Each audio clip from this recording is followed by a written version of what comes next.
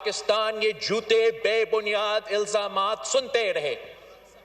ہم نے اس کا جواب میں وزیر اعظم صاحب نے بھارت کو چیلنج کیا کہ ہمارے ہاتھ صاف ہے، ایک بین الاقوامی سطح پہ ایک نیوٹرل انویسٹیگیشن ہو اور پتہ لگے، دودھ کا دودھ اور پانی کا پانی سامنے آ جائے کہ اس حملے میں کون ملوث تھا۔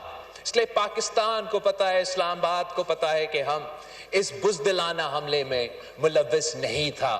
The Kashmir cause is too noble, Janab Speaker. We have truth, justice and history on our side. Terrorism is a form of cowardice. Pakistan does not need to deploy terrorism. The people of Kashmir do not need to deploy terrorism. ہم international قانون کے مطابق United nation security council کے اپنے قرارداد کے مطابق سچ کے ساتھ کھڑے ہیں اور بھارت جھوٹ کے ساتھ کھڑے ہیں، اور انشاءاللہ تعالی ہم ان کا یہ چہرہ پوری دنیا کے سامنے بے نقاب کریں گے۔